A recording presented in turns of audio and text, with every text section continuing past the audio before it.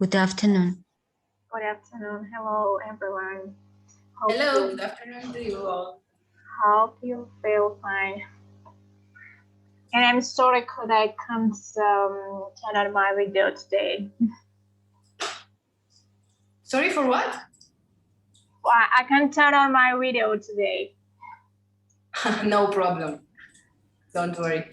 Thank you. Hello. Hello. Hello.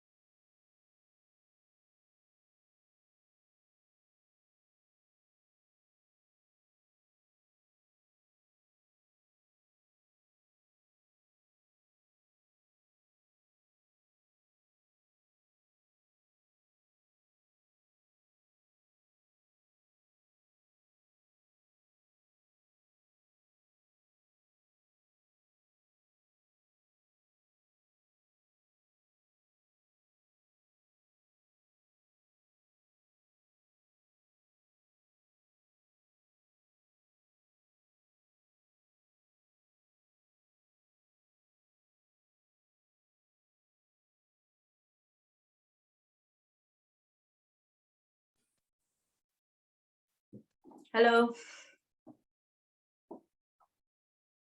Hello. Hello. Hello. Hello, hello.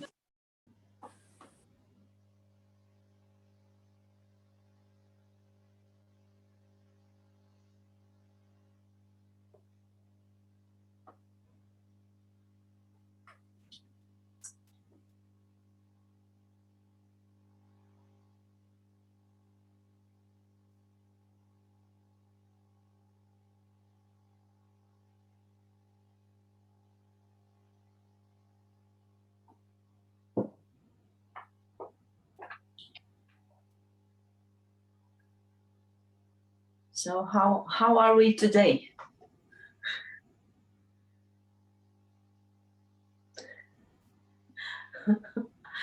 Okay, Raluca, thank you.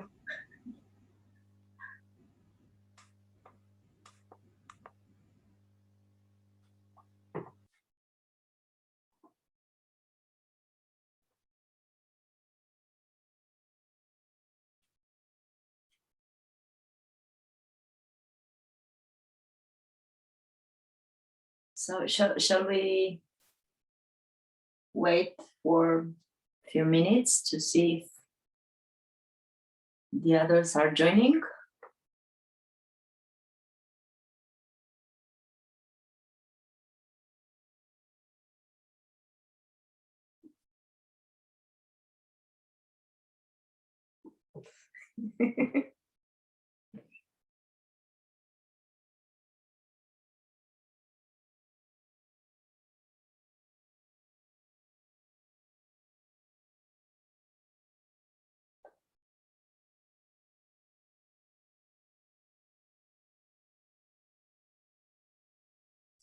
We are only 18 for this moment, 20.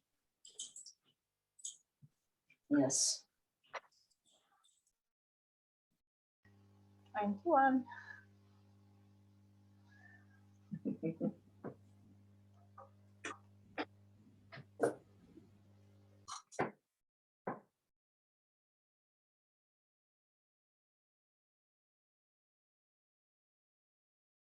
Hello, Igor.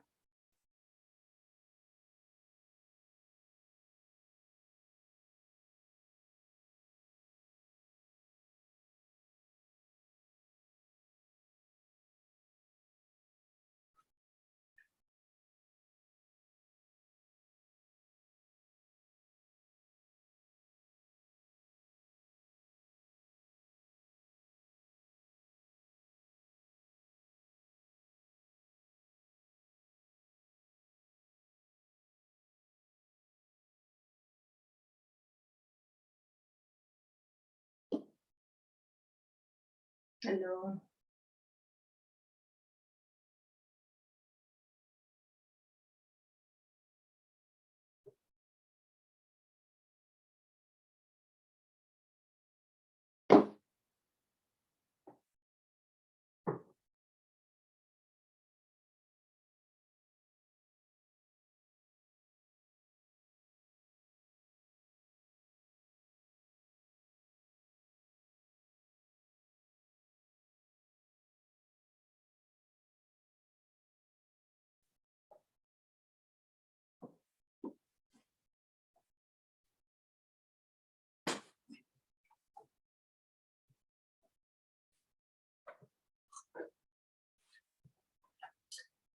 Good afternoon.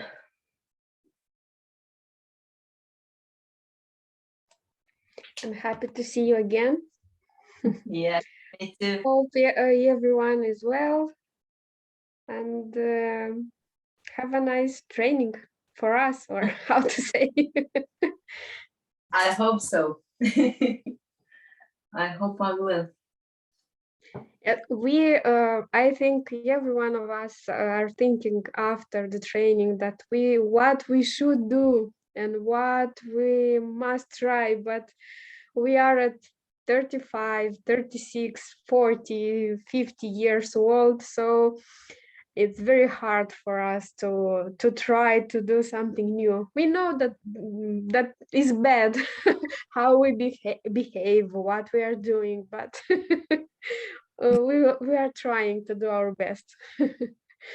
Their teacher. I'm glad.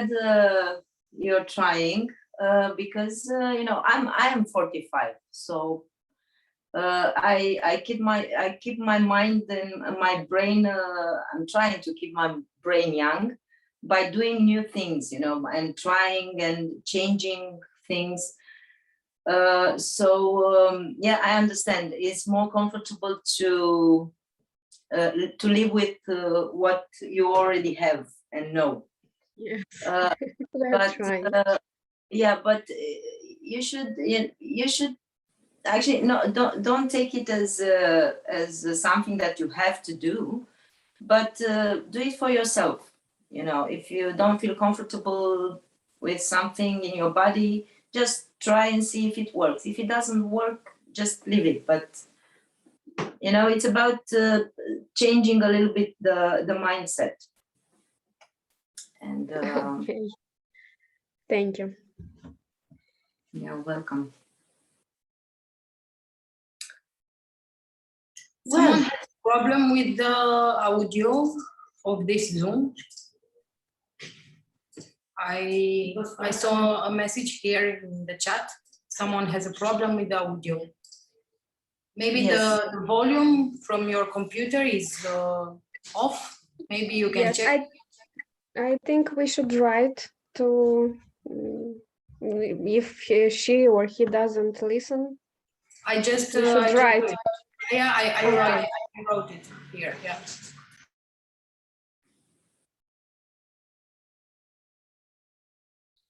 Yes, Nare Tonoyan has a problem with voice. Yes, probably is your device.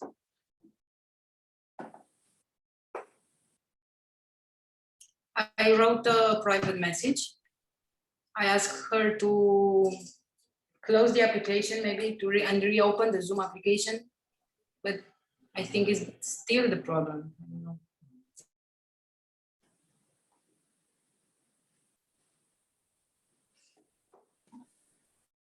Hello, I will talk to Nare and I will try to find out what's the problem with her. Okay. Maybe there is a problem with her telephone. Okay, maybe she should turn off and then on the telephone, just Okay, I will find out. Thank you. to restart the phone. Thank you for doing this.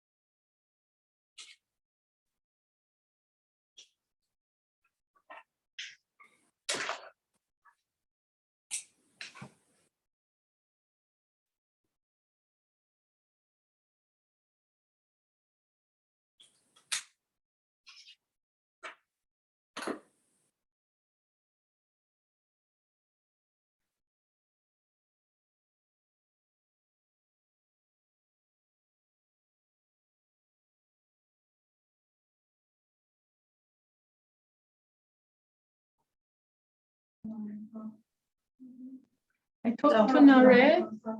So I talked to Nare and she says she's trying to reload her telephone. So you can start if you want, no problem, if you're not waiting for.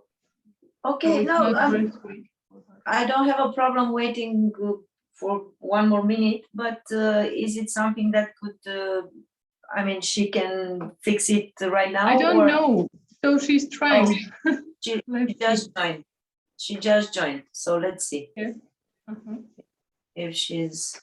But we can start. You can start. Okay. So let's start talking about body language.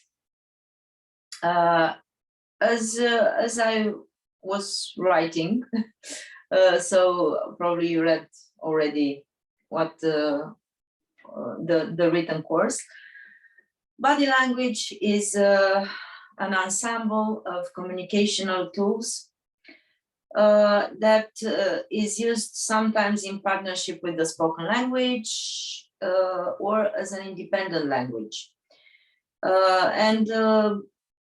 It means to facilitate the transmission of a message from the communicator to the receiver. Because as we know, the spoken language has less possibilities to actually communicate a larger scale of emotions, of natural reactions that body can do. So putting those tools together, the words and all those tools called body language, we can have a full picture about what that person actually wants to say, and to know that person and to believe or disbelieve a person. But let's focus only on this context of public speaking, or the moment when you are in the situation of giving a speech, or you are in the classroom. What do you need to know is that you have to be aware of all those factors that helps you communicate. So you have to be aware about how your face is reacting. You have to be aware of your posture and the way your body moves. You have to be aware of your gestures, not to overdo or underdo, not to do too much or too less. About eye contact, and also about the space that you're actually performing your action. So, as I said here, of course, face is extremely expressive. Is the first place when we can actually see an emotional reaction. Our face is the first one to respond to an emotional stimulus. So yes, what we express with our faces, it is always about emotions, and that is why the facial expressions are generally are the same, are read in the same way and mean the same thing in different cultural areas. So expressions like happiness, sadness, anger, surprise, fear, disgust, desire are the same. I mean, we can recognize them if we can recognize if you see them. Even if I'm from Romania and someone is from China and the other person is I don't know, from Africa, it's a common language. It's a common expression of an emotion or a state of mind, which we cannot tell about the gestures. So you don't hear me, or We do hear you. We because hear. someone told me that is not audible. I don't know. I really don't know what to suggest. Probably if you log off and log in again. Maybe we should post plus if there are problems, or we hear you. We do hear you. Yeah, I know, but someone told me that is not audible. I don't know exactly what that means. Well, we go back. We are grown people, so we will manage. Opposing to gestures that could be differently interpreted in different cultural areas, or according to different cultures, the facial expressions are generally the same. So we can the same in terms of recognizing their meaning. And I also told you about the other days about Dr. Paul Ekman, who actually dedicated his life to the study of micro expressions, and he came with very interesting things about how we unconsciously react. But also, if you are interested, please go and search for his theories and the applicability of his theories, because it's really interesting. And you know, being able to notice you know, an expression that appears and disappears in less than a second, and then to, you know, to manage to decode it, and then to have a full picture about that person, if that person lies, if that person feels resentment, if that person you know, it's really, for me, it's really interesting. And I did started to search more about this, and maybe you'll find about you being able to notice this, you know, and to actually being able to decode easier some informations about the person that you communicate to. So we go back to facial expressions, and also, you know, the posture and body movement. And I hope that now, after discussing more about posture and the importance of a good posture, I hope now you understand a little bit better that all those things that we discussed so far are like pieces from a puzzle that it should start to fall into place now as we go toward the end of this module. So posture and body movement, the way you move or the way you carry your body communicates a lot of information to the receiver, to the audience. And also it works in the same way for you, because knowing things and being able to notice some details connected to the way the body moves or the posture of someone, you can actually have a better translation of what that person is trying to communicate. So this is a sort of unconscious observation that happens all the time.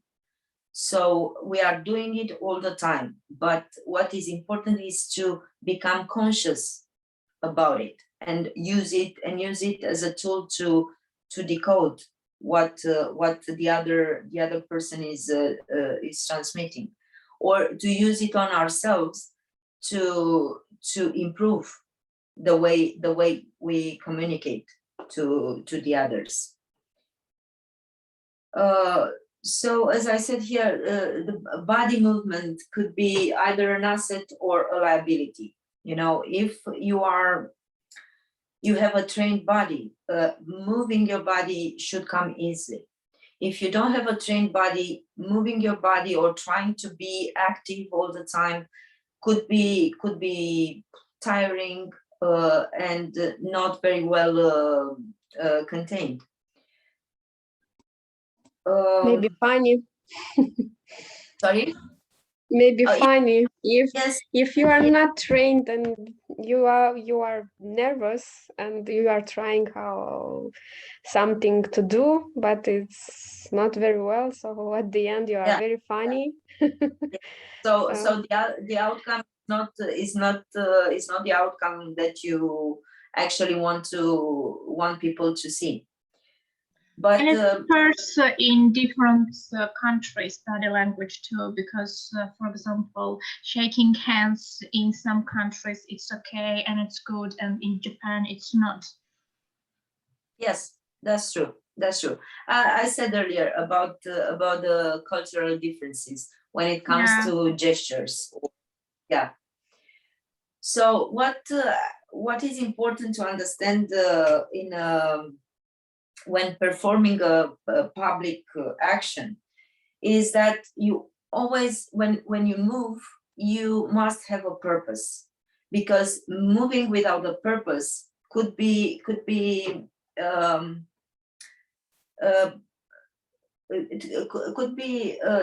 distracting for the audience. You know, if you talk about something and your gestures are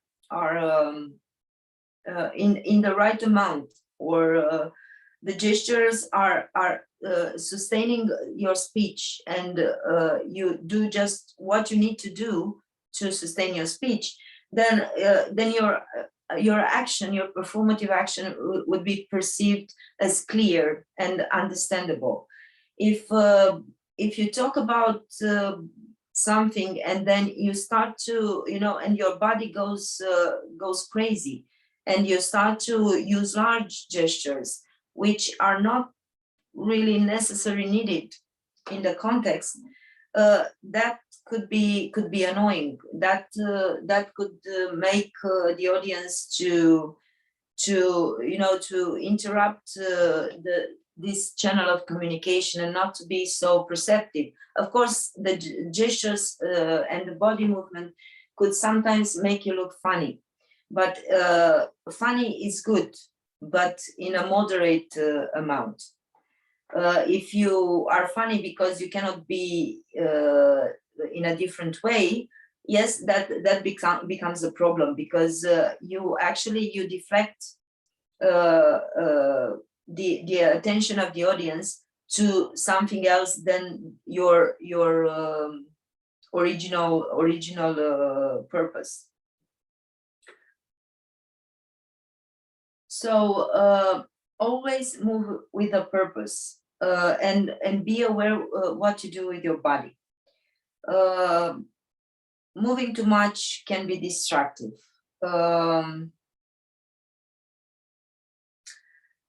The key to effective movement lies in making those movements easy, natural, and smooth. So that's why I keep telling you that training, it's an activity that actually you should follow before being in the situation of exposing yourself in public. Because you could training and watching yourself in the mirror, checking yourself in the mirror, you'll realize immediately if your gestures are too big, or your body is stiff, and you don't look believable, or you look I don't know, nervous, or I don't know, scared, or which is not good for communication. When we communicate with the public, we have to be open, we have to be relaxed, we have to be clear in what we do and what we say. So that needs a little bit of practice prior to the moment when you meet the public. So that's what I'm talking about the movements being natural and smooth, and that's why I keep telling you about finding your own way of doing this. Because sometimes if you try to copy someone, you like someone, you like the body language of someone else, and you try to put it on your body, it might not look right. Unless you work on it and you make it your own, you make it like it belongs to you. Otherwise, it will look artificial, and it will be hard to watch. And that, as I said, that deflects the attention of the audience to from the main purpose of your speech or public appearance. So don't forget that the purpose of body movement or gestures is to enhance the understanding of your message, not to interfere with, not to make it less valid, less clear.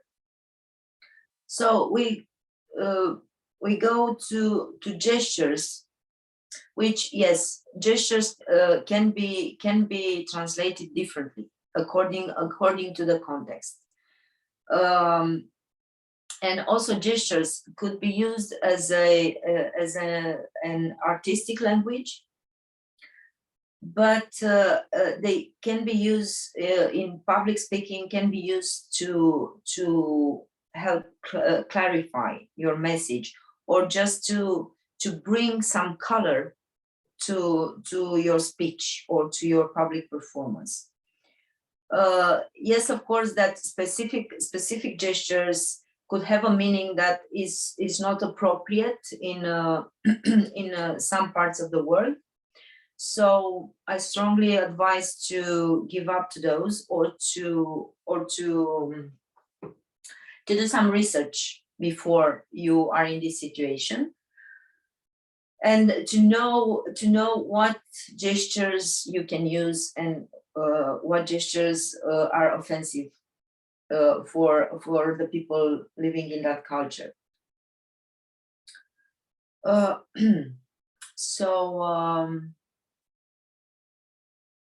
Yes, I was saying about about the artistic meaning of gestures. In theater, to build a character, an actor has to think about all those details. When I build a character, I have to think about how that person moves. I have to find the psychological gestures that makes the character human, that makes the actor's body perform like the character that that actor has to play.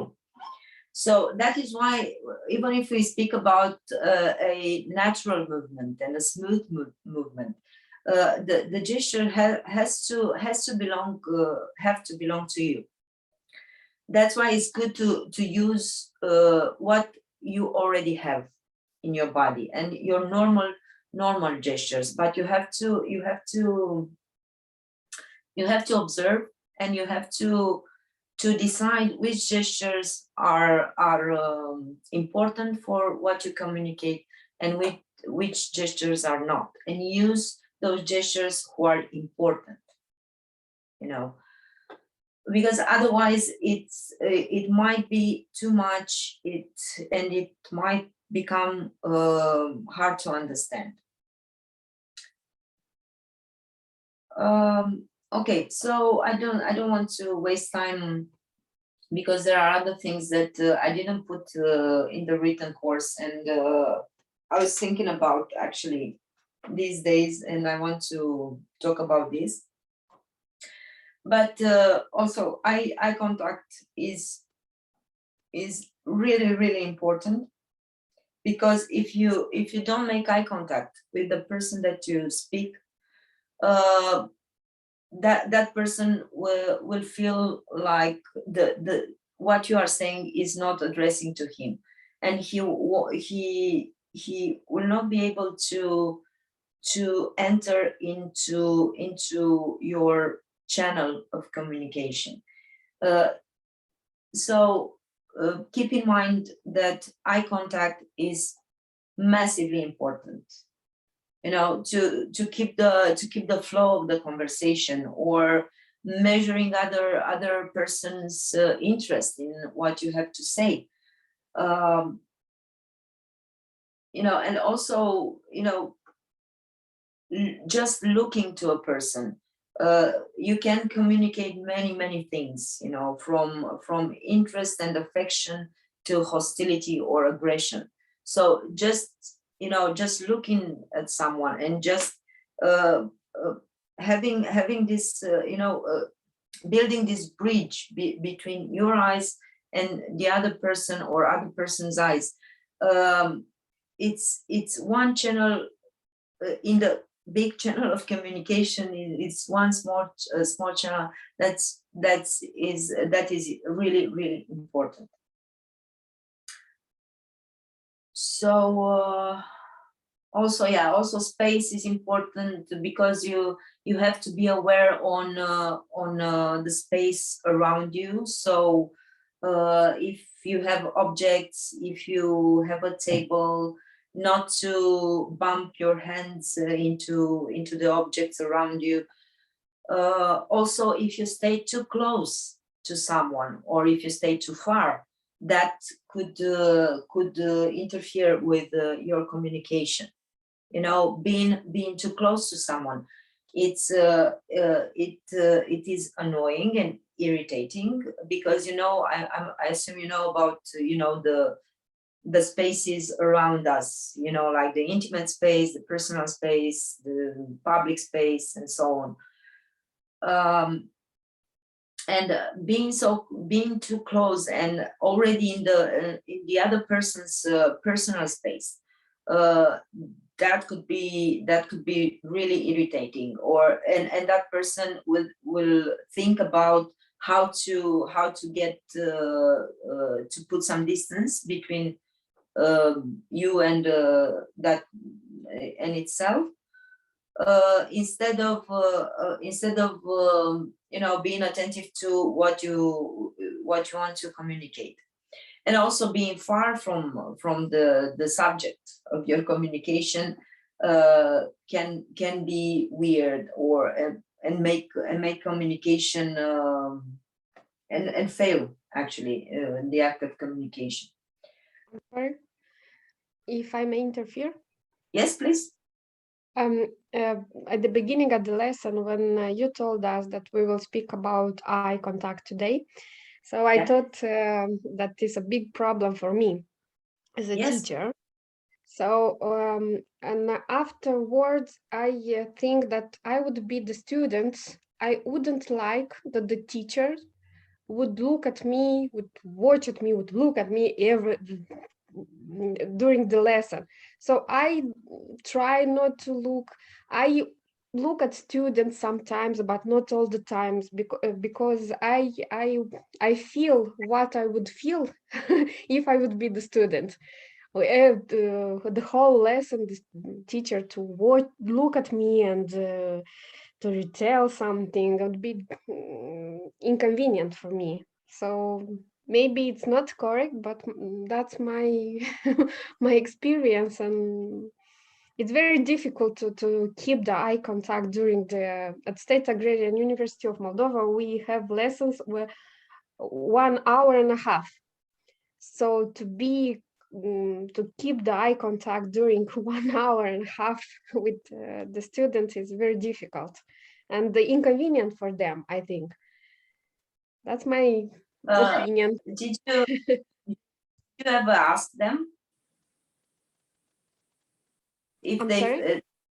did you ever ask your students if they feel uncomfortable when you look at them? No, I didn't. Maybe I haven't.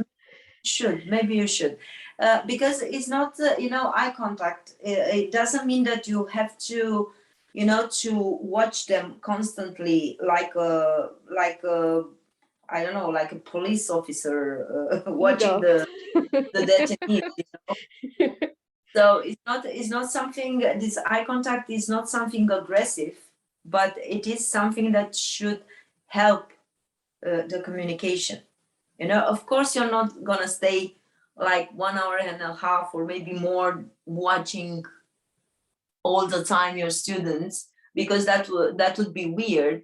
But when you talk to them, you know, you have to make sure that actually this is the first test that they are attentive.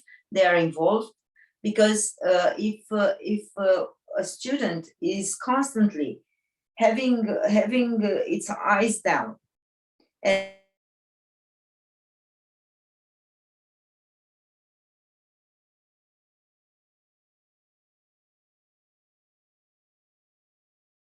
I think I lost you. that student is not sharing your information. And of course, you don't stay, I repeat, you don't stay for an hour and a half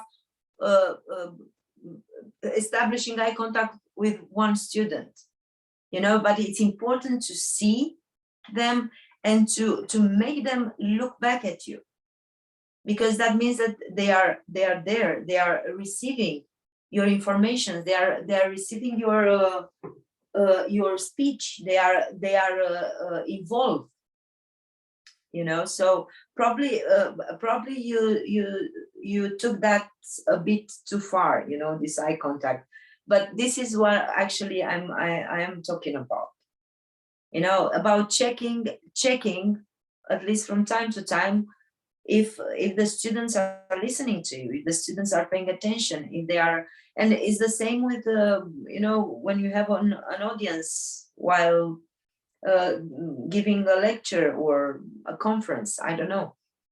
It's about you know, supporting the attention of the audience and making sure and seeing them. It means that you know if that audience is losing attention, if your speech maybe at one point it is too much, or it, you know, it loses freshness, and it loses the importance, and if you don't look at your audience, you will never know if that audience is there, it's getting bored or not.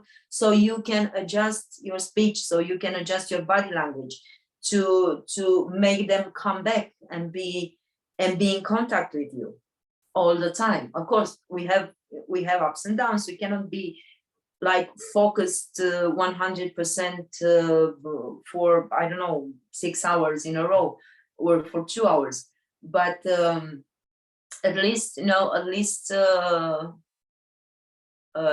eye contact during online classes. Well, so at least the least you can do is to at least to check from time to time, you know, if they are there, if the people that you are addressing to, they are alive and responding. Eye contact during online classes, it has the same importance, you know, because yeah, it's harder to sustain. But when you talk to somebody, you will know if that person actually, well, when the students have their cameras on and you can see them, if you are trying to, if you are looking into the camera and you try to establish this eye contact, they will respond, you know. But in the situation when they are, their camera is not on, I don't know. It's hard to do it. You talk to yourself, hoping that somebody's listening. We can even say that eye contact is one of the magic parts of communication, because it helps not only to make them accept with their ears the information or the topic we are speaking about, but also with their brains and hearts. Yeah. Yeah, because this actually connects to everything that we were talking so far. No, Yeah. because if you don't look to the person that delivers the speech, that means that you only hear the words. Yeah. So you don't have the full experience of seeing how that person behaves, how, you know, how interesting is the body language that actually, you know, is like enveloping the speech, you know, the words.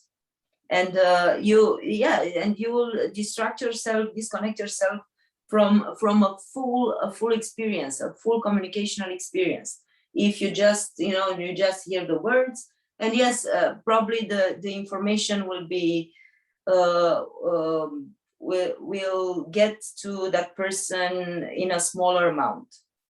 You know, I mean, if you are watching and listening and be attentive and you participate, the chances to have those information fixed in your brain are bigger than just perceiving the words and not being in touch with the rest. You know, because if we are doing this, we can record ourselves, you know, vocally record ourselves, and just send the vocal record to our students, and that's it. You know, and just give them, I don't know, give them directions to, you know, toward things that actually are not as fully understood as if the students are actually looking at you. So yes, you are right. Because, you know, the eyes the eyes are the mirror of the soul. So we assume that if we actually use our eyes and we establish eye contact, this would be a direct line to the audience's soul, I think. Yes, it is. Thank you.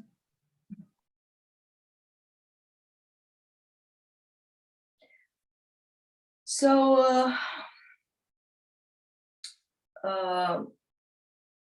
apart from what you, I mean, now if you have some questions connected to what you already have in the written material, please let me know now, because then we will start to talk about other things that you don't have in the written course. If there's something that you don't understand or something that seems to be, I don't know, out of place or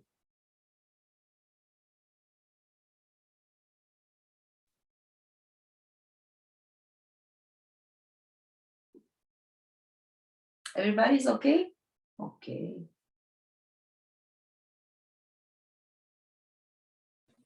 Yes, I think no one has a question. Yes, I got it. Thank you. So let's talk a little bit about the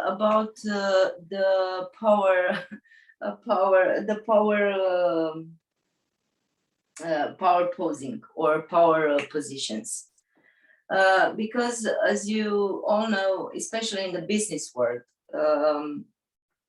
we have this you know, power positions that are actually working, of course, and that makes us be perceived as a powerful person, really well grounded and in charge with our body, our mind, and also the actions that we are performing. So I was actually preparing the course. I was reading the other night.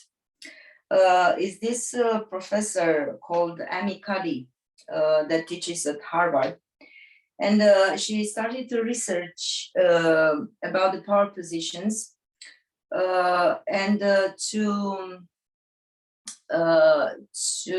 realize that actually those power positions are a very good training. So we have the power position that we use in communication when we are in the situation to perform, but also we can use those power positions to train ourselves and to, you know, for example, if you know, she calls it the Wonder Woman position. I call it the Peter Pan position. You know, when you have your feet firmly into the ground, you know, like hip width distance between your legs, and your arms placed on your shoulders. So this lady says that if you do that every day for like 2 minutes, 5 minutes, actually you will feel more powerful, because and she has a scientific she gives some scientific reasons, because she says that the level of cortisol that actually induces stress in the body, it's lowering, and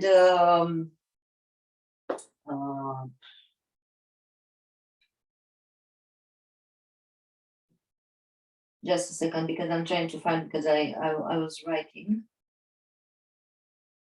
Okay, and it raises testosterone, which actually makes you powerful and more in control. So what's important is that those power poses regulate the hormonal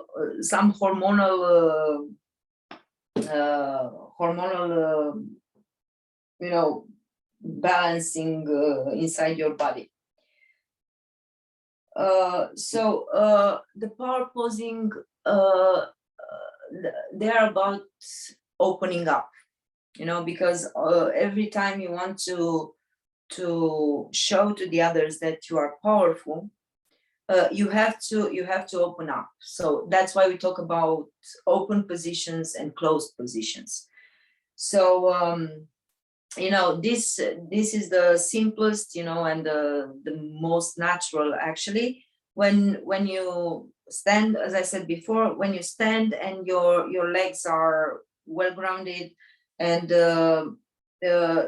your legs are not spread too much and not kept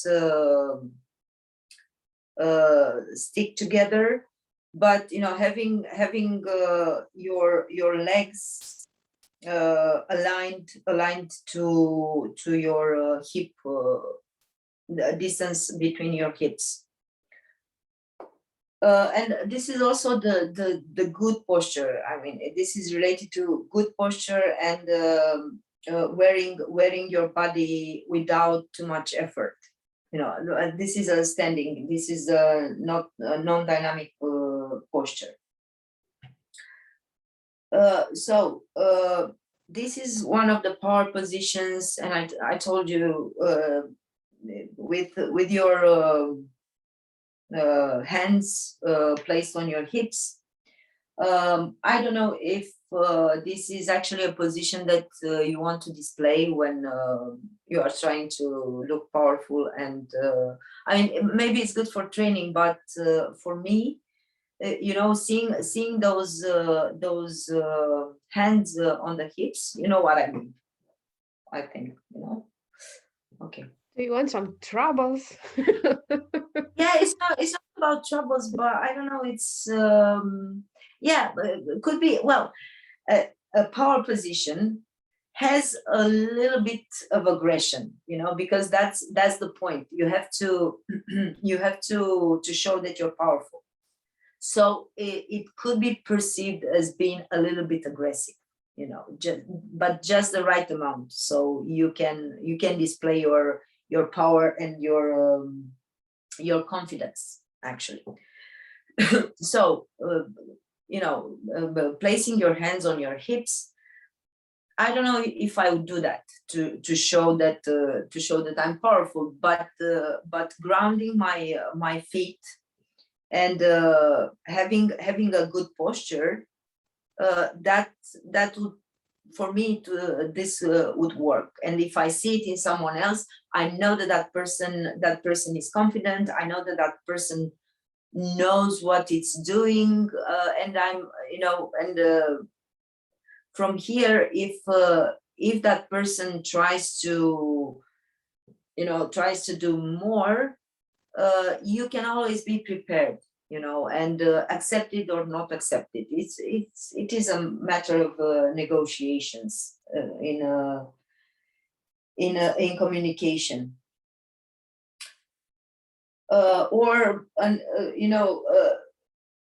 Going back to opening up, if you watch the primates, the apes, you'll see, because actually our body, physically, we still hold some primal characters that we can actually observe in primates. So if you observe a gorilla, or I don't know what kind of other ape, but the gorillas, for example, when they want to display power, they just place their limbs in front of the body, and just lean a little bit forward. So and that was the moment when the chest expands, and also the space, the body expands into space, and you will know that you don't want to mess with that. So these are those power moves are actually connected to this kind of display that we find in animals.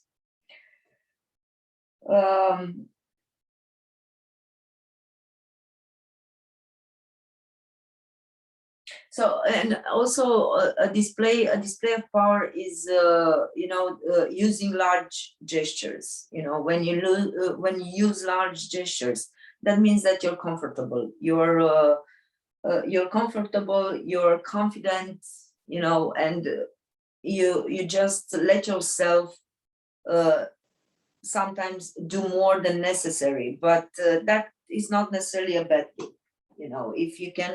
If you can sustain this kind of, let's say, dramatic gesturing, sometimes it could be interesting. So you'll have to find, if you try to imagine that we have an axis, and on one side we have minimal gestures or just posing. And on the other side, we have theatrical or dramatic gesture, and we place the normal gesturing in the middle. Then you will be able to balance between those, and according to the context, you can go towards the minimal gesturing, or you can go towards the dramatic theatrical gesturing. And but it's a matter of knowing yourself and knowing the context that you are in. Sometimes if you establish in your communication an area of natural gesturing, and you feel like you're losing the audience's focus, sometimes you can surprise the audience by doing something theatrical, like a huge gesture that nobody actually see that coming. Or on the other side, you can surprise the audience by posing, or by doing something smaller that you did so far. So think about that. And first try to see where you situate yourself. Where are you in terms of using the gestures? And also the gestures, and also the facial response. Because there are people, and I'm one of them, who when they talk, they tend to work a lot with their faces. I'm one this kind of person, but it's something, I don't know, it's something that I have. And when I talk, as you can see, when I talk, I mimic a lot, I use my face a lot. And sometimes it could become annoying. Sometimes it could become distracting. If I want to communicate something, I don't know, something that's maybe very technical, and if I'm not containing my face reactions, that I think that will become weird for the audience, because if I talk about something technical, I should be more contained, more detained, and just talk about the technical stuff. And if I talk about other things, probably it won't be a problem if my face is very active. And so it is better to know those things about yourselves, and to see where you are on this scale. If you use minimal gesture, and you want to do more, and start I don't know, start practicing and start observing how it looks on your body. Or if you consider that you do more and you are theatrical, and you have to expose yourself all the time, and your gestures are large all the time, again, if you want to tone it down, go in front of the mirror and see how it works, and see if that is not changing drastically your personality, the way you express your personality.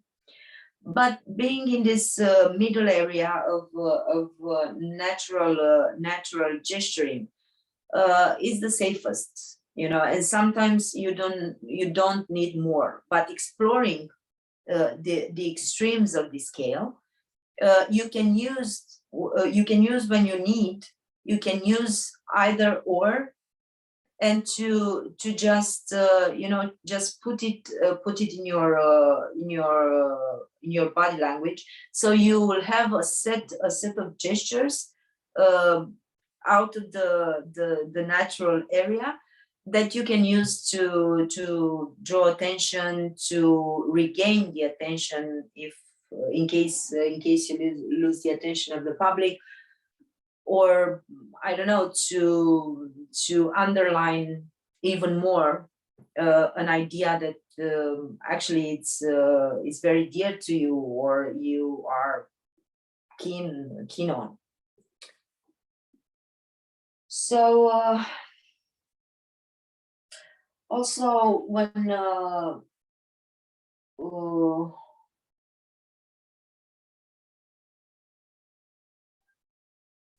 so as we well know, the closed position,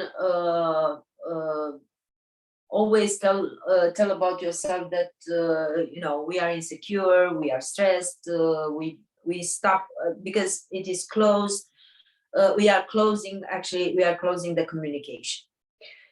An open posture is about letting the energy flow and go both ways, between us and the subject that we communicate with.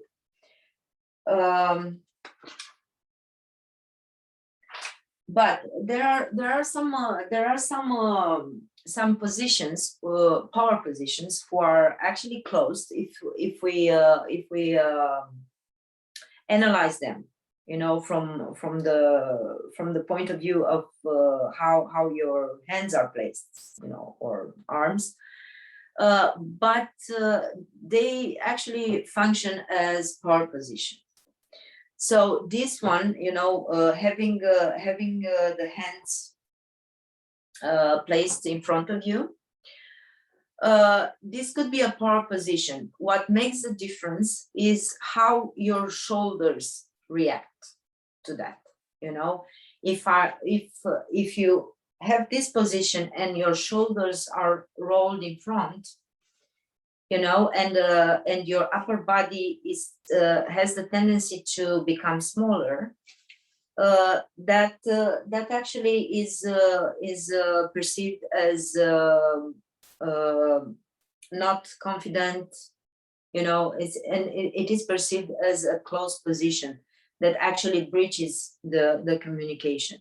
But if your shoulders are rolled to the back or in their normal position, and your spine is elongated, you know, so if actually, and you face the person that you communicate with, so that could be a power position, especially when you're sitting, because otherwise when you're standing, I don't know, this is a little bit weird, but if you feel comfortable, why not just use it. Yes, you raise your hand, please. Good afternoon, dear colleagues. I have a question concerning gestures, because of course everybody has his or her own set of gestures, which are normal and natural for him or for her, and we use it on an instinctive way without any control, and when we communicate with our students in a normal situation. But my question is, what shall we do if we teach online? Our gestures has to be much more dramatic and expressive, or we keep the same type of gesture. And the question is, this specific of online teaching and online learning change or distort some normal habits or normal behavior or not? What do you think? And maybe you know some scientific researches concerning this specific of online learning and teaching, because it's clear that very often it means that you lose attention of your students, or even you can't see students under this black screen and so on and so far. And when you have this habit to feel the feedback of the student, to analyze their reaction every moment, because I am this kind of teacher, and for me it's very important how I can to fish in this way that I will keep this fish will be kept by me, something like that. Thank you so much, Andrea. Well, when you teach online, you have to be aware that you have a camera that's really close to you. So it's like, it's like theater acting versus film acting, in film, right. Because you have the camera, which is close to you. You have to detain your emotions and your reactions. In theater, you have to expand them because the audience is far from you. So it's almost the same thing. When you are in front of the class, you adjust your gestures according to the space. When you are in front of a camera, you have to adjust your gestures according to the situation, because the camera is close, and you might, if you start to use your arms and stuff, you might bump into the objects around you. So, just to be safe. But that doesn't mean, of course, you can go as dramatic as you want to be. But and yes, you can have large gestures, and also it depends how you position to the camera, because you can be close, if you have the device, you have it really close to you on a table or a desk or something, or you can be further if you have, like a stand that you put your device and you can actually take some distance. So I think when it comes to online teaching, I think the attention of the students can be kept alive by sometimes checking on them. you know. What I do, I used to do with my students when we were learning online, it was to, when I saw that they are starting to lose interest, or one of them was losing interest, to address a question. So to put, but you know, and to make that person come back to, you know, to what we are discussing, and to regain that person's focus. So this is what I actually did, that this works also in the classroom. You know, when you feel that one of the students is losing the focus, you know, asking that student something related to what you discussed actually makes that person come back and be attentive. So you gain that person's attention at least for the next 10 minutes, you know. So I'm afraid, yeah, of course you can do whatever you do, because being in the comfort of our own places, our own homes, it's easier to lose focus, you know, when we learning, when we have this online classes. That is why it's better to keep the students involved by asking them questions, and by making them talk, or, you know, expose things. Discussion, reaction, something like Yes, that. yes, Mhm. yes. Because otherwise, otherwise it didn't work. You know, the students could turn the camera off, and you know, just do whatever they want. Nobody knows what they Yes. do actually.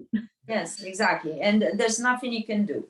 I mean, apart from, if you know, ask a person, you know, if the student just turn off the camera, and you see that after 1 or 2 or 5 minutes it didn't appear, I don't know, just check on that person and see if he's still with you. Yeah, I don't know if I answered your question.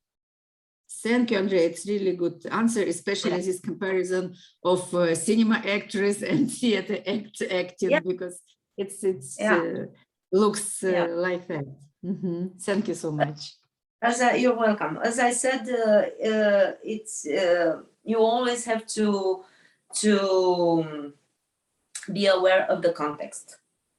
You know, so this in online education, the context is that you depend on the camera, and the camera of the device is close to you. So you can use more of your facial expressions, because actually you can see it very well. You know, it's not like being 5 meters away or 10 meters away from my students, and whatever I do with my face is not that important if it's not perceived.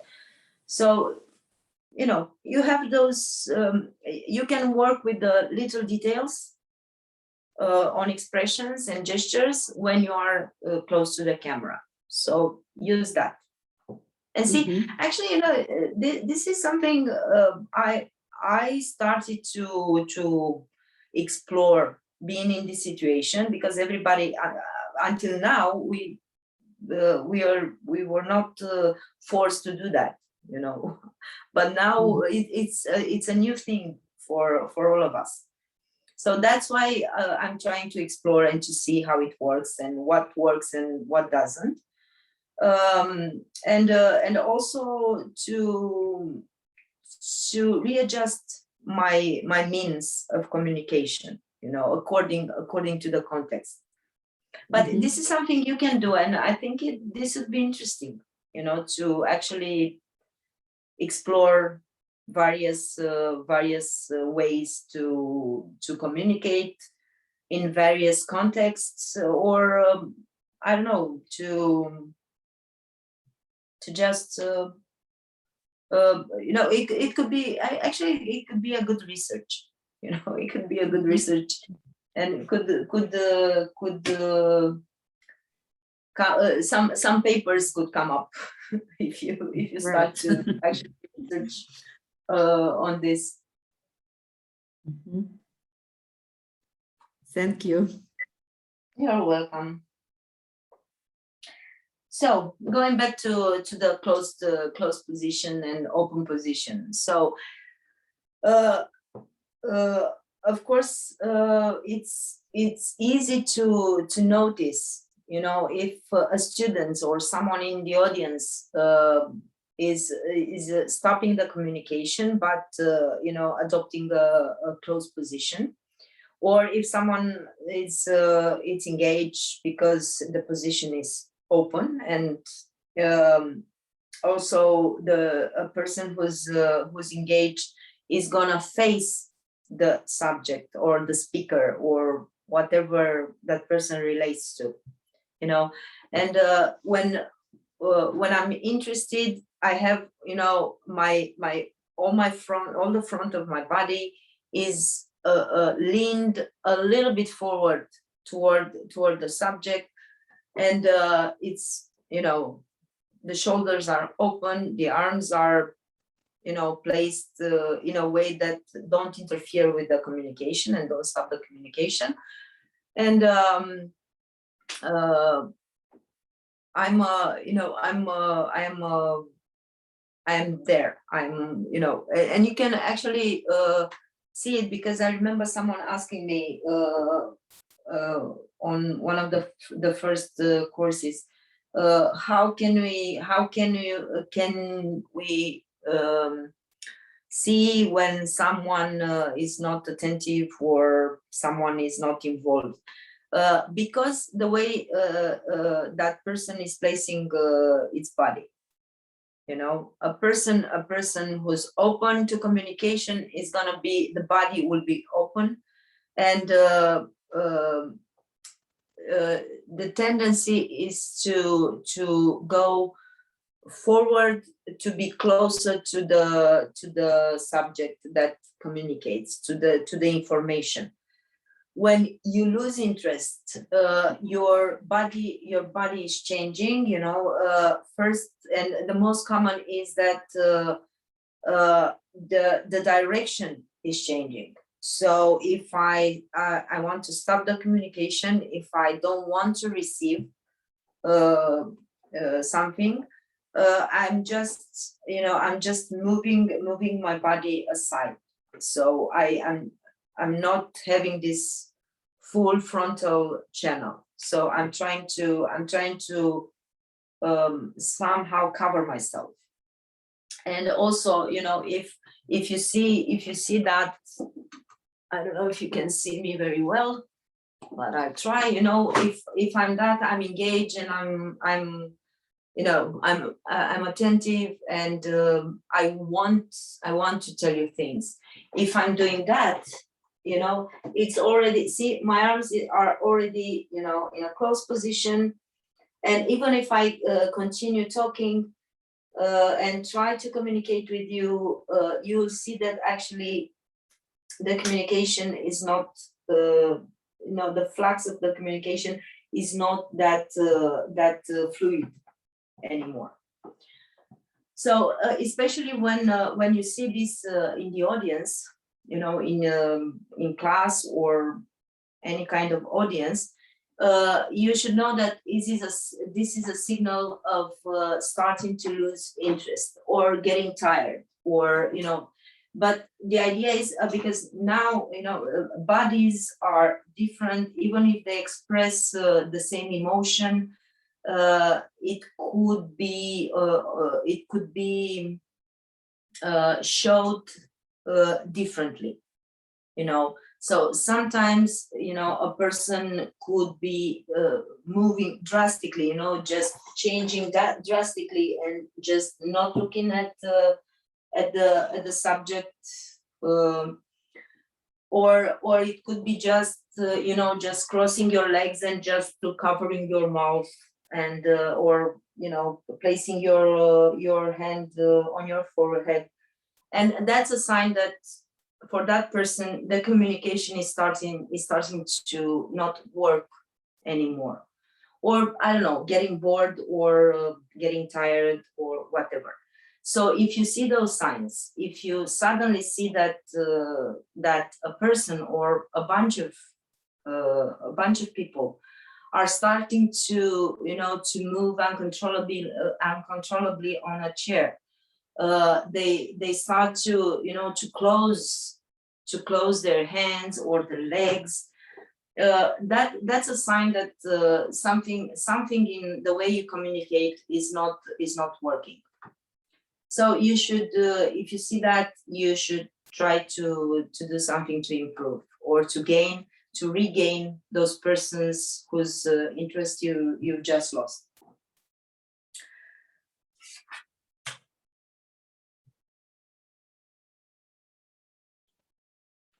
Hello. Yeah. Ma'am, I have a question. Please. Okay.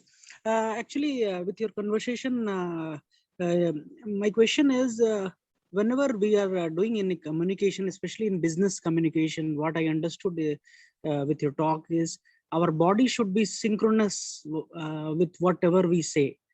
Means if we are showing something positive gesture, our body should be in that that same propagation.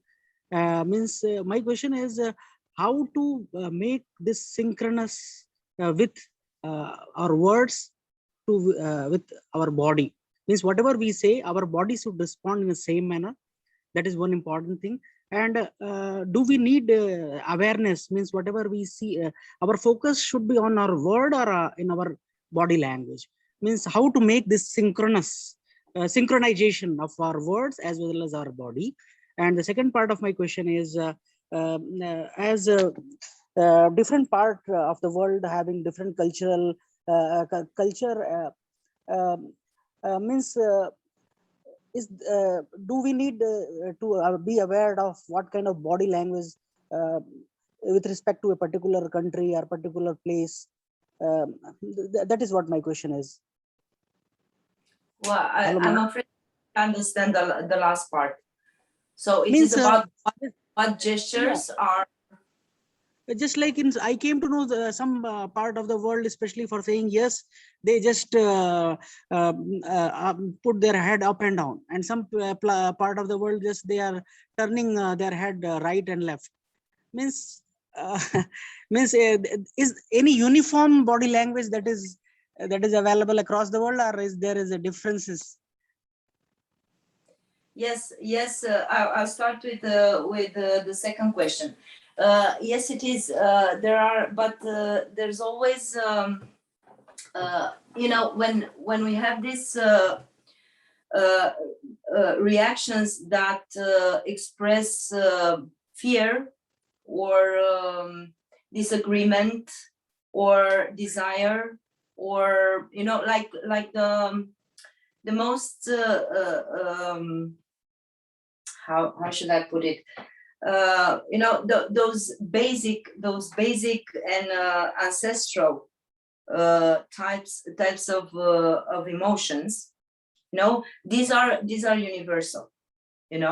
If I experience fear, you will see it in my face, and it the muscles that react, and the way that my body reacts is the same with anybody's reactions. My body as Southeastern European will react when we talk about fear or desire, or those ancestral emotions. It would be the same reaction as for a Japanese person or an Indian person or an African person, because there are primer emotions that we actually decode in the same way and we express in the same way. I don't know if that responded to your question, to your second question. But the rest, yes, the way we say, if we say yes and we nod, or if we say no and we move our head from side to side, yes, that could be different. And this is really sometimes it is not annoying, but it is confusing. But this is exactly the type of difference in gestures and reactions that I was talking earlier. You know, that according to the cultural context, some gestures could mean something else that than the meaning that we are used to. But when it comes to you know, to natural emotions, those are expressed the same all around the globe. Is it? I don't know. If it's not clear, just let me know. I'll try to make it clearer. And talking about synchronizing body language and the speech, you know, our body is always in sync with our speech. You know, when we talk normally, when in our everyday life, when we talk, our body language is synchronized. I mean, it's not common to you know, to, for example, to say something positive. You know, if you say something positive and you're not lying about it, you know, if you say, okay, I'm really happy to see you, you know, and my head is nodding, that is because I'm genuinely happy to see you. You know, if I say I'm happy to see you and my head does this, you know, this is a breach of communication, but it's not a breach because it's actually what I say with my words. It is a lie, and the way my body reacts is true. You know, if I lie to you that I'm happy to see you, you'll read my body reaction, and you'll know that I'm lying to you. You know. But this is a sort of synchronicity, you know. It's even if the message is contradicting the words, it is a synchronicity because our body express what we actually think. Comparing to the words, who are, you know, the verbal language is a construct that you know, we always think what we are saying, the way we are saying, but our body reacts. So that's why synchronicity, it exists. The problem is to keep this synchronicity between body language and spoken language when we are on stage, when we are in front of an audience, because in these situations, the communication between the verbal and the body language, it could be damaged, it could change, you know. So that's why we are talking about being observing what we are doing and rehearsing, you know, training to keep a clear message and synchronize our speech and our body language, you know, because in the normal life we are doing this, but we have to, you know, in a situation when we are under pressure, because when we are in front of an audience, we are under pressure, we are a bit nervous before we go on stage, you know, and if our body is not trained, we might lose this synchronicity between the two ways of communication. I don't know, have I answered to your question? Yeah, ma'am, I got your answer. Means we need to be aware, whatever we do. Yes. Awareness is very, very important. Am I right, ma'am? Yes, it's essential. Awareness is essential, and that's why you have to train your body so you can be aware of what to do. You know, when you are talking, you should be aware of how your body behaves, you know. So What yeah, sort of it's essential. what sort of training you are talking about, ma'am? Sorry, sort of what? What kind of training you are talking about? Means we need to provide which kind of Well, training? I'm talking about I don't know, probably it's the first time that you attend Yeah, the class. yeah, it is my first time. Yeah, but I had attended That- your video lectures I saw.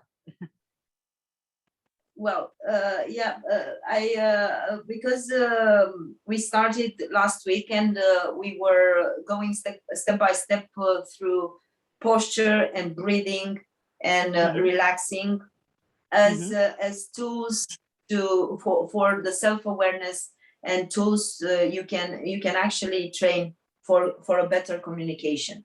So that is why for you it is a little bit weird. And now we are at this extra verbal, so that's why. But training, it means to improve your breathing, to have a better posture. You know, for example, now your shoulders, one shoulder is higher than the other one. So try to. Okay. Now is it okay, ma'am? So yeah. So this is when I talk about training. This is what I mean. You know, to be aware how you breathe, and if something is not working, to improve it. You know, to be aware about your posture, and if something is out of place, just to you know, to put it back and to make your body function postural wise, to function correctly. You know, also being able to relax so you don't have strained muscles and you know a stuck upper body, especially upper body, and to you know to place your body weight in a way that you don't have to use more resources than necessary. So this is a training that I'm talking about. You know, to start to improve how your body functions. Okay, thank you, ma'am. Thank you for your answer. Welcome. Okay, so what else? Oh, I was actually wanted to bring this topic about reading, you know, a male body and a female body, reading differently. You know, the postures and the positions that those persons take. For example, if a male person, you know, is sitting relaxed, spreading the legs apart and leaving the upper body, you know, on the chair or whatever, you know, this is a relaxed position that and actually it is a power position for a man. You know, this is a power position for a man. But for a woman, especially if that woman is wearing a dress, she will not be able, you know, to spread her legs and just sit back and be very relaxed.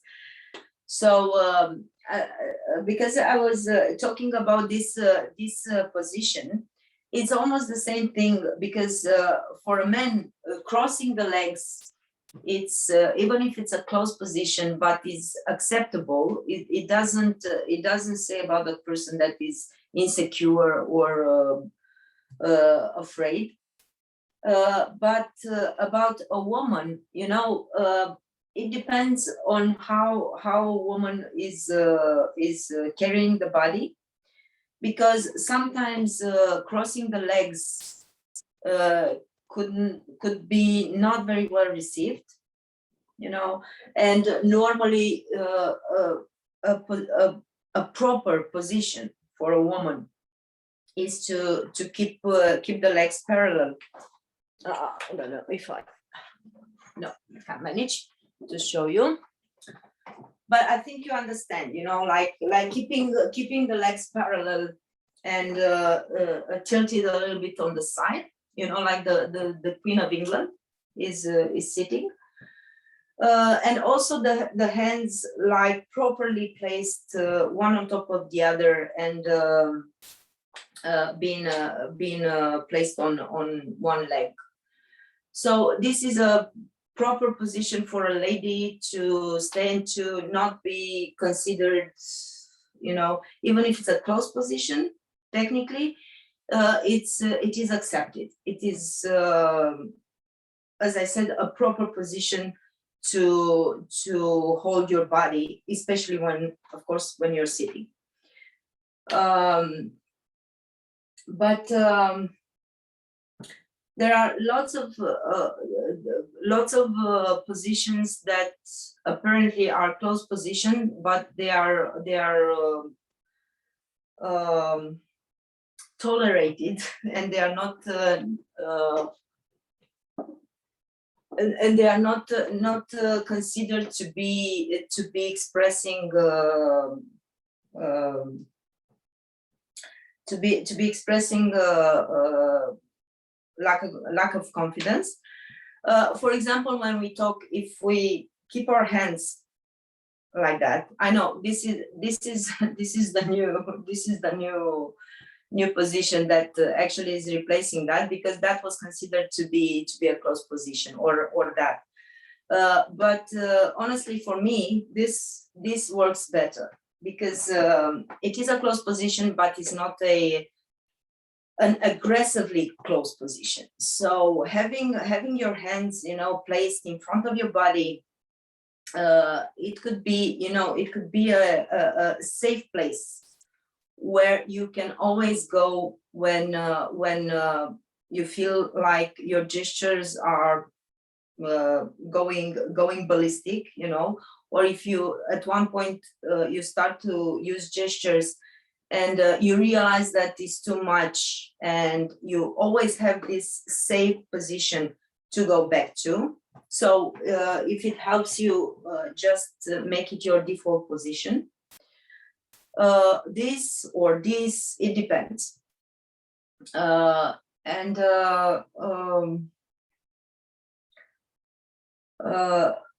it also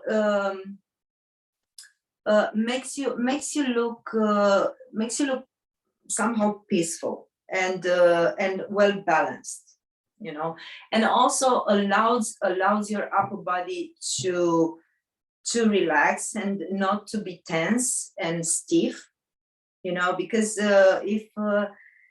if you keep your hands placed stick to your body, you know, that is actually you know, like this, it is an unnatural position, because normally our arms are never sticked to our body. So tucking in, you know, our arms, that, yes, that could be considered as expressing lack of confidence, or I don't know, you know, feeling I don't know, actually, sorry, I'm tired. As a response to something that could be aggressive or harassing to you, you know, and instead of placing, you know, tucking in your arms and glue them to your body, just go for this, you know, go for this. This is more natural. This is more natural, and actually gives you easily the access to gestures, you know, and you'll always know if you go too far, you'll realize that probably it's better to contain and to bring your hands together when you talk. And as I said, is also comfortable for your shoulders, you know, if you have the right posture, this is a comfortable position to hold your hands, and to you know, to use it to go back and forward.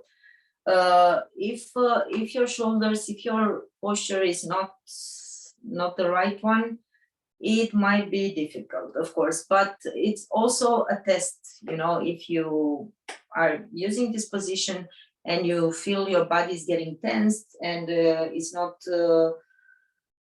is losing flexibility, is is losing relaxation, and your muscles are strained, and you feel the muscles are working more than it should be. Just be aware that you have to change something in your posture, especially when we talk about the upper body. Okay, so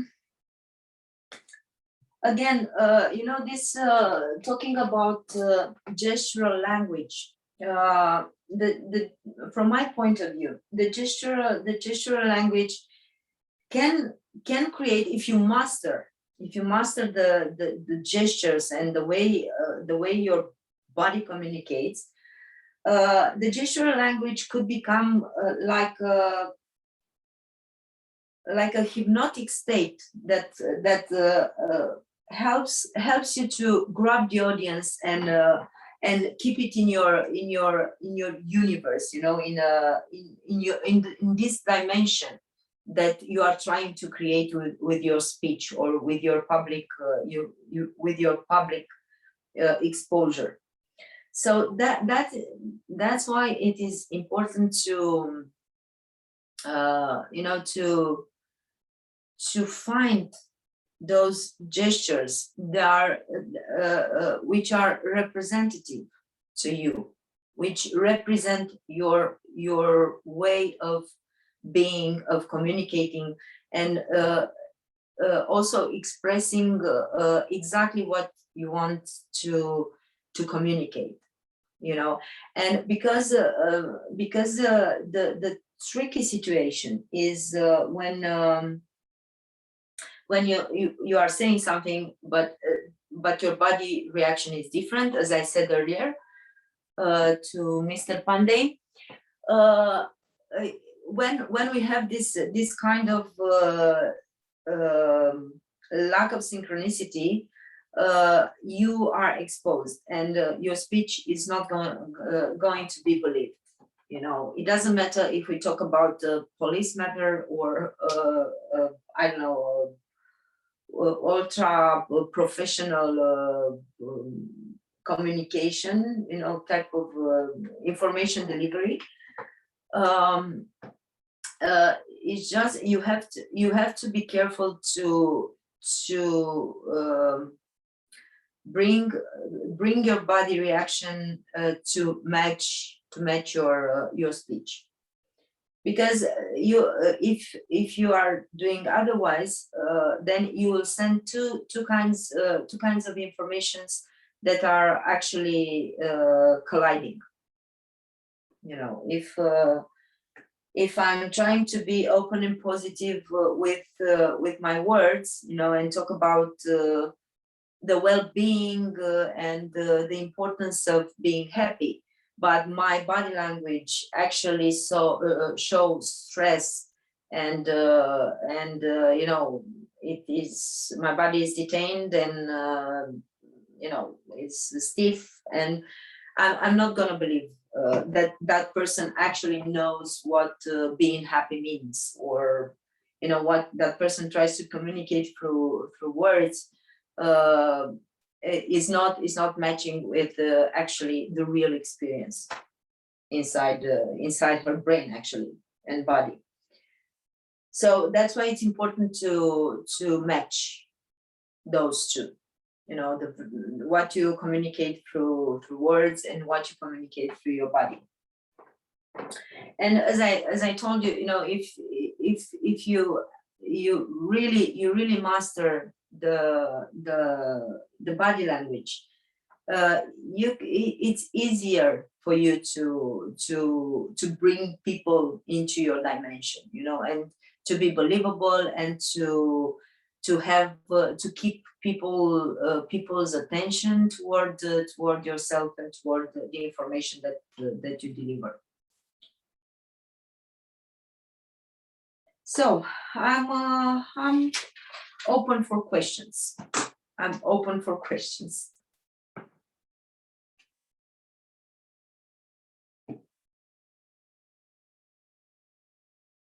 No questions?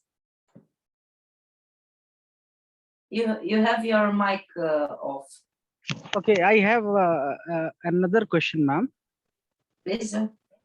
Okay, the question is, ma'am, it is for me personally. I am from last 2 years, what I am observing myself is, whenever I am communicating, I don't know why it is happening, but my focus is what I communicate, but I don't know, my body is it not synchronized with what I say. Therefore, what I need to do personally for myself, and second question is how to be aware, just like I'm talking to you, I'm just aware what I am talking and how body language could be. Means what I need to do to be aware is with respect to my words and my body language. And another part of the same question is, whenever I am interacting with some new people, for example, with digital media, no problem, but particularly to me, whenever I am meeting with some new people, I try to hesitate and try to avoid the person because I don't know. Therefore, I sometimes getting fear to talk to that person. Means what should we do whenever we come? Means what to be an what we call just to interact with anyone at any point of time. Digitally we can communicate, but the thing is, when happen, I seem as to avoid that person when it comes to new person. What I have to do in that regard, and whenever we talk to our superior or boss or any senior person, what could be the body language, and whenever we're talking to our subordinate, what should be, especially sitting and standing posture. Man, can you please put a light on it? I might have asked 3-4 questions. Well, yeah, well, it depends. It depends. Talking about the relation with your boss or with your colleagues who are in a lower position than you. It depends on what kind of relationship you have with those persons. You know, it depends on what are you trying to communicate, because yes, normally, you know, the scientists are saying that when you talk to your boss, you should be displaying power, you know, so your boss could see you as a, you know, a powerful person, and you know, a person who's self-confident, and you know it. So the scientists, especially this lady that I was talking about, she's saying that talking to your boss, yeah, you should be in an open position, you know, and like really confident. But now it depends. I don't know, because the relationship in working ground both are so different. It depends on the situation. There are many situations that you can find yourself in, you know. For example, I'm not, you know, I'm not a person who's getting nervous in front of the bosses. Well, I never had the actual boss, you know, because I'm an artist, and usually the relationships are more, you know, like we have a common ground of Harmonized. Sorry? More harmonical, more harmonized in comparison with yes, business. Yes, exactly. Yeah. So musicians and artists, some, I mean, are feel more freely in communication. It seems to me that is the reason. Yes, exactly. But it's also a matter of how you position yourself. You know, because if you feel comparing to your boss, if you feel small and insignificant, of course your body language, it would be according to this feeling. You know, you will not be able to display power if you are afraid of your boss, if your boss is aggressive probably and always yelling at you. It would be hard to display power and to be confident. I don't know, I'm assuming. But I mean, it doesn't matter how high on a rank somebody is. I think the relationship at in the workplace should be based on, should be harmonious and should be based on, we are colleagues overall, some of us have maybe more responsibilities than others, but maybe if you try to set like a nice climate when people are actually feeling like they are equal, but at the same time respecting your rank if you are above them, or respecting the boss for not being bossy and not being, displaying all the time and reminding the employees all the time that he's the boss. I would appreciate that. I would appreciate it if my boss would come every day and remind me constantly that he is my boss. That would be annoying for me. I mean, I wouldn't like to work in a place like that. So I would try to somehow normalize this communication and to make everybody understand that okay, I'm doing my job, you're doing your job. Maybe your job is harder than mine, but we are human beings and we are colleagues overall. So I don't know. It depends on what kind of person you are or you want to be. If for you it's normal to yell, and also, if you have a boss who's aggressive and who's constantly yelling at the employees and is constantly showing that he's the boss, you will be tempted to do the same. This kind of behavior has a tendency to perpetuate. And seeing that the boss is abusing you, then you feel the need to abuse the one that's under you. This is how sorry, now I realize that I'm really tired. The aggression, the aggression is actually perpetuating. So I don't know if I answered to your last questions. Last question. I don't know. Sorry, ma'am. I don't know if I asked it was the right answer to your last question. Yeah, About, it was. Thank you, ma'am. I got your answer. Yeah, I don't know. This is just my opinion because I don't have, I told you, I live in a different climate and I work in a different climate. So, but always a nice word, it's always a good way to start communication and to even things, to balance things between people, especially in the workplace. And about the other ones, if you can remind me, you told me about yourself. Being not able to communicate with people that you meet for the first time? New people, yeah. Yeah. Well, I don't know. This is probably you are shy. I don't know. It could be that you have, you are shy, and I don't know because if you are not shy, I don't know why would you have a problem with. Do you like to meet new people?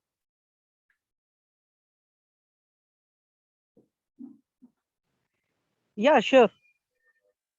Well, then why? What is keeping you back? I mean, why do you think that you're not able to communicate as easy? Mm-hmm. You have to question yourself. You have to find what's actually keeping you from being open from the beginning, which honestly somehow is normal because not all the time we see a person for the first time and we are just, oh, my friend, because it's normal.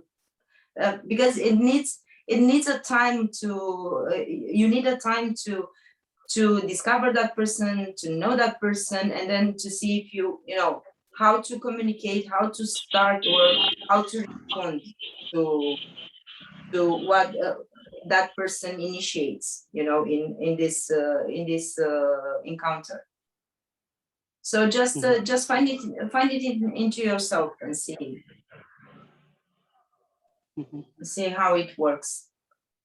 Okay. And how to be stay aware, ma'am, whatever we say and whatever our body responds, how to get this awareness? I told you, awareness, it comes with training and with observing how your body reacts and how your body responds to various informations, you know, and I'm saying information is in general. So this is something, you know, knowing all the time.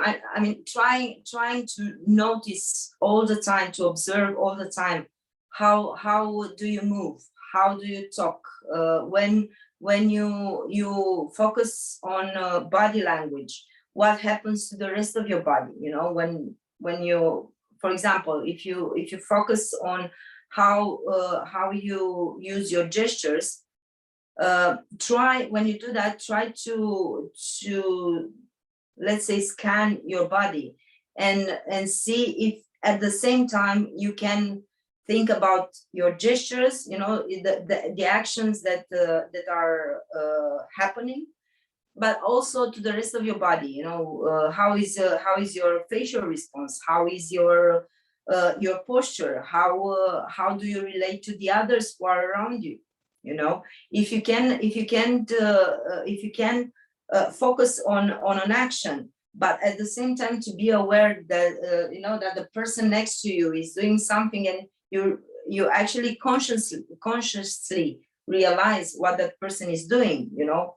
And at the same time you have the third, you know, the third point of attention, of focus, that you actually can you know, can scan and be aware of, you know. This is awareness, you know. When you know, while you are performing an action, you know what's happening to the rest of your body, not only the action that is happening, and also what's happening around you. So this is a matter of training, either that you observe yourself all the time for a period of time, and observe yourself all the time, and give yourself tasks to perform, or you, I don't know, focusing on breathing, for example, you know. Focusing on breathing could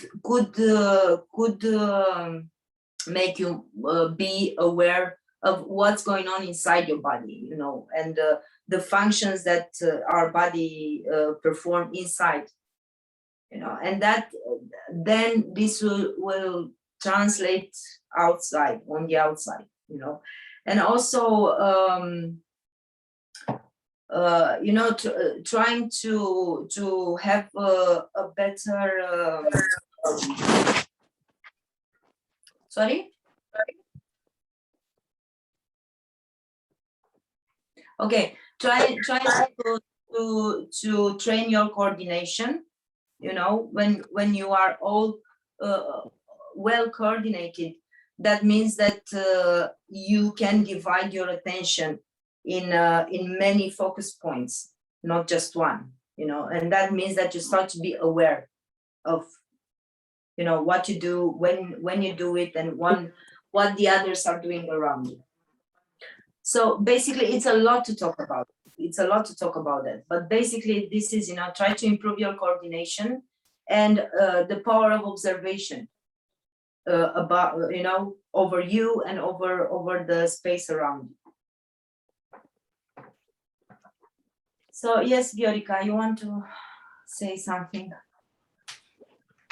Yeah, I want to say that I have sent a link there, and it's a TED Talk. It's Amy Cuddy, and she speaks about the importance of body language, and she also mentions that we can train our body, right, and feel more confident. And she also speaks about power positions, and for example, she shows the victory signs there, and she says that these are the signs that we do unconsciously. And she gives as an example, you know, an athlete who has won a competition and he makes this sign without even knowing the meaning behind. And the recommendation she makes whenever entering a difficult negotiation or whenever feeling anxious is to take a few minutes and stay like this and maybe watch oneself in the mirror, and that empowers you. And the speech is entitled Fake It Till You Believe It. And Yes. the saying in English, fake it till you make it, you know. Yeah, the saying is Please close your microphone. Please don't forget to close your microphone, Karina. But she made it a bit differently. She said it till you become it, Yes. So fake it till you become it. And this might be also a way of just, let's say, training oneself or just becoming more confident in the posture and as a person, because the body language, and they say that in communication, we communicate more with our body language than with the actual words that we use.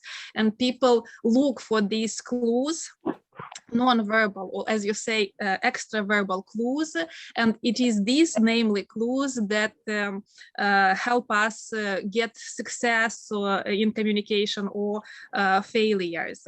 And another thing, communication is a very intricate process, and particularly the ones, the interactions that happening face-to-face, they are extremely difficult because there's this, with unknown people, I mean, there is this adjustment to a new situation. People don't know one another, each other, and they need time in order to understand, let's say, and decipher, decode the clues, both verbal and non-verbal, so that they are successful. So again, patience is important here, on the one hand, and also just becoming aware of the complexity of the communication on the one hand, and gaining more confidence as a speaker, as a persona, can also help us. Yeah, this is what I wanted to say. Beautifully put. Yeah, thank you so much. Yeah, it's exactly that actually summarizes everything we actually talked about during the module. Yes, exactly. And I don't know, I have just a tiny problem, you know, because this lady, which everything she says, it's you know, it's true. It's you can see that she was conducting a research to have some results and to talk about those things. But you know, when you put this term, you know, you have to do that in order to have success. You know, this success. I mean, it's somehow it's narrowing, you know, a little bit the possibilities, because we are not doing this to have success. We are doing this, first of all, we are doing this for us, you know, to be I don't know, to be better communicators, to be more open to the new people that we meet, to be more open to our students, to be more open, you know, to improve ourselves, to become a better version, you know, of ourselves. It's not, I mean, for me, it's not working, you know, this, when we put this in terms of success and failure, you know, because it's not about that. We don't live in a world that's black and white, you know. We don't talk about success and failure. We don't talk about, you know, being good or being bad. there are, you know, many shades of other colors in between black and white, and those colors are making our life beautiful. You know, if we limit our minds to success and failure, we are, from my point of view, this is a life wasted, you know, because if you don't achieve success, it suddenly means that you're a failure, or is not. Every person has its own process. Every person has its own way, and its own way of doing things. You know, it doesn't mean that if I'm not doing reaching success like my neighbor did, that means I'm a failure, and I'm no good. You know what I mean? Yeah, no, the idea is that in communication studies, they speak about success in communication or failure in communication, but they don't imply, you know, to be successful and victorious. The idea is that when we enter the negotiation of meanings, we all want to reach an understanding, to reach common grounds. And in communication, it happens very often that we assume that our interlocutor shares the same filters as we do. And raising awareness related to this issue can help us achieve success in communication. And this means to understand one another, not you know, gain victory. This is the idea. Yeah, no, I know. But I was reading, you know, actually yesterday I was reading some articles about what this lady is saying.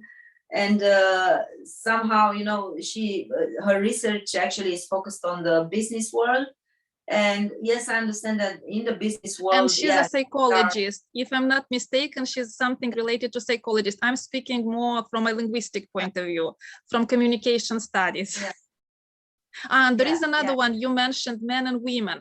And there is another sociolinguist, this time Deborah Tannen. And I really like her works. Right now I'm reading You Just Don't Understand. And she speaks about these differences that exist between men and women. And you mentioned power, and this is a social acquired, let's say,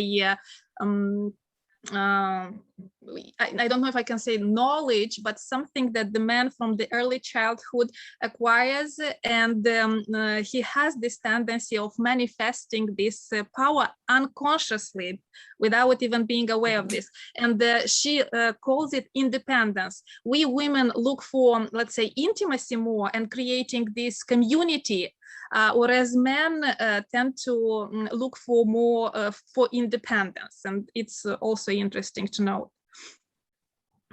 Yeah, it's actually, it is, and I think I know. I haven't read anything written by this lady, but I think I know what you're talking about, because hearing about this book, I actually, you know, I thought I actually made a joke with myself that, you know, it is that well-known book that the men are coming from Mars and the women are from Venus. I haven't read it, but I have heard about it. Yes. Yeah, so it is a bestseller. It's well known actually, but it is well known because it was actually the first time when somebody put it in a theory. This, you know, these differences between male and female beings, and that's exactly what I thought when I heard about this book that you are telling me now. And I was like, okay, this better not be a part 2 of this John Gray, or what's the name of the author with Mars and Venus. Okay, yeah, interesting. I will look for it, and but yes, that is right. You know, it's still in terms of body language. Sometimes what works for men is not working for women, you know, and And of course, it is related to the context when this this type of communication is happening, or it is about the cultural area that you are in, or many other factors that actually forces us to to be different, and to behave differently, if if we are men and women. And but I don't know, probably it's good. I don't know, we don't have to do everything in the same way. Probably, I don't know if it's good or bad.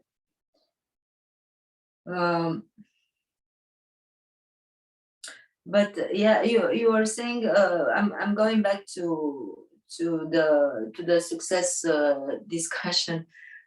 Yes, of course, when you are in the situation to communicate, of course you want to have a successful type of communication. I mean, it's not even a question if if you want to have a successful way of communicating or not. Or of course you may fail several times. Of course you might make mistakes, but if you're training your awareness, and you want to be a better communicator, you'll do everything you can to reach this goal.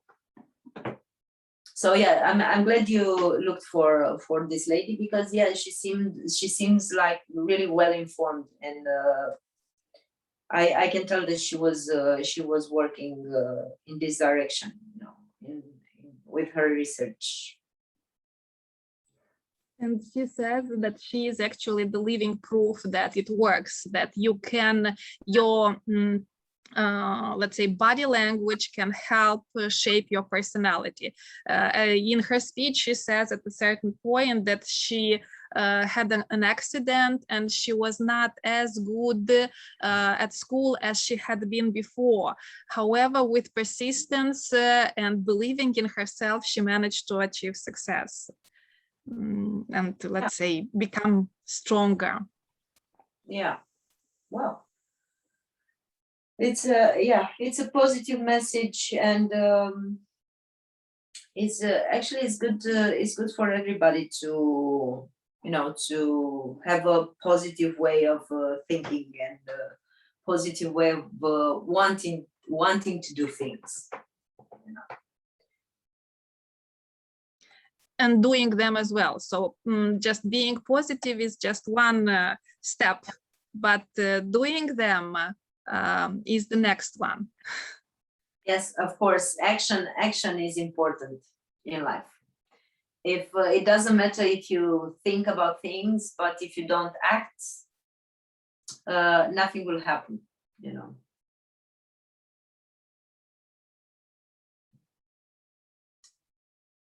So any other questions or thoughts?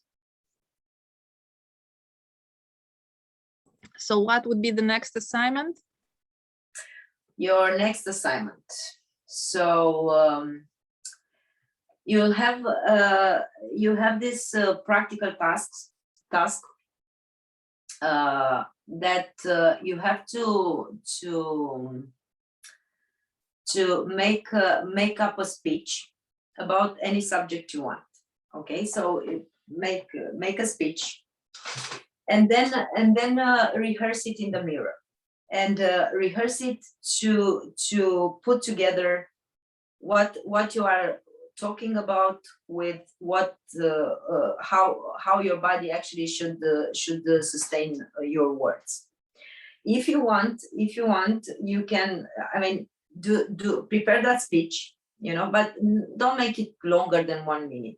Okay, don't try too hard. Prepare that speech, and then just to see if there is a difference from the first time that you are delivering that speech, and film yourself doing that for the first time, and then take time to rehearse it and to adjust you know, all the tools, the body language and the verbal language, and then film yourself again after you rehearsed, and you put all those things in the right place, you know, or what you consider to be the right place. And the home assignment is to, of course, to complete this practical task and realize the video with this speech that you prepared, you know. So if you want to send me both versions, I'll be happy to look at it and to analyze the changes that appear in the second one, in the final version. I don't know, is it clear? I don't know. Okay, so just play a little bit, okay? Build your speech, you know, write your speech on any subject you want and you like, or you dislike. I don't know. You can try to talk about something that you actually don't like. It's your choice. And then film yourself by delivering for the first time that speech, you know, reading it or whatever, but the first time. And then you'll have the base of those observation to see how actually your body reacts, you know, and how much you are in control of your body response. And then rehearse it, look in the mirror, learn the speech, or I don't know, put it somewhere so you can read it, but without paying too much attention to the words, you know. So that's why it would be better if you learn it, and then focus to adjust your body language to the verbal message that you want to transmit. Yeah, is it clear? Yeah, so 2 videos, right? One before and the other after. If you want, you know, for I'm interested in the second one, in the second video. But if you want to send me so we can analyze how things are transforming, if there's any transformation, you can send me both of your videos. So, ma'am, how to send that video to you? Sorry? How to send, ma'am? How to send these 2 videos to you? Do we need to upload on LMS, or we have to send it through email ID? well, I don't know. This is actually a home assignment for our colleagues who are participating from the beginning to this class, to this module. Okay. So that's why we have every after every course we have some practical tasks and a home assignment. You know, so if you're not registered on the platform where we submit our homeworks, it means that I registered to that platform, ma'am. Then you probably should ask Elena Simchuk. Okay. Yes, please ask Elena, and she will let you know how to access the platform. Sure. So, Viorica, you're about to say something. Yeah, I wanted just, something for fun, to end our lesson today, and something for you to analyze. I will share the screen, my screen with you all, and I hope you see 2 pictures here, and you can analyze them at once. So this is me having a public speech, let's say, and here in this first picture, as you can see, I'm very bad at conveying my message, because my microphone is in one side, I'm facing the ceiling, and I'm gesticulating. And the second day I had to deliver another speech, and it happened so that I saw the first picture and I said, oh my God, what a disaster. What am I doing? Yeah, and probably already in the second picture, I think I look a little bit better. So the moral of the story, we need to rehearse. We need, as Andrea said, to stay in front of the mirror and practice. And this can help us indeed. Yes. Thank you so much, Yuri. Yes, I stick to that. Yes, you have to practice. You have to practice so you can be prepared and not waste your energy and your brain functions to do simple things that you can actually own by rehearsing them, and by training them. You're training your skills, and you'll see that because facing the public is hard as it is. That's why even when we rehearse at home and we stay in front of the mirror and we put all those things in the right place, even though we have everything under control, when we go on stage, it's the effort and the attention, and all of those has to be increased, and we spend more effort than we do in a normal when we rehearse at home. That's why for example, in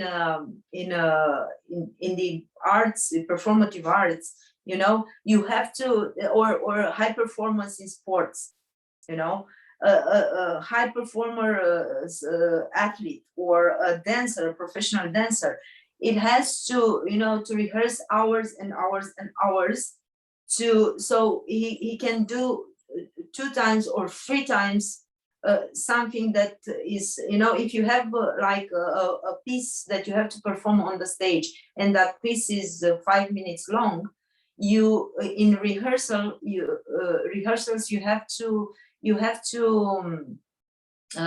actually be able to repeat like 3 or 4 times, continuously. Yeah. So that when you are on the stage in those 5 minutes, you give the best without exhausting yourself, and to be able to take it from the top, from the beginning to the end, to actually finish, do your job and do it at the highest quality possible, So that's why I'm saying, yes, please take time to observe yourself, take time to improve, take time to see how you react, how your body reacts, and do something about it. I mean, just because this is actually fun. Come on. Yeah, it is fun to discover how your body works, and because you will eventually discover things that you are not even thinking that they are there. You'll discover new things about yourselves.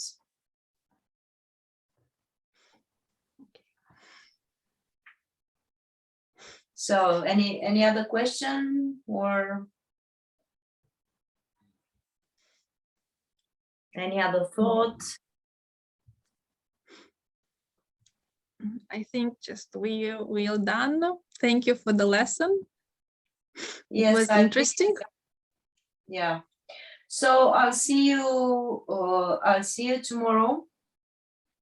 And as tomorrow, the lesson, the course is more for for fun and to talk about things that actually gives us pleasure and makes us enjoy other things that our work. You should. I will continue with the feedback to your homeworks, and I hope I'll manage to answer to you all until tomorrow. I hope. But prepare some questions. So start checking the feedback that I'll eventually give you, and start to prepare the questions for tomorrow and for Friday. Okay, so if there are other things that pops into your minds, just put them on paper, and we will talk about them. Okay, so great to have you, and I'll see you tomorrow. Thank you. Have a nice evening. Bye. You too. Bye. Thank you. All the best. Bye, bye, bye.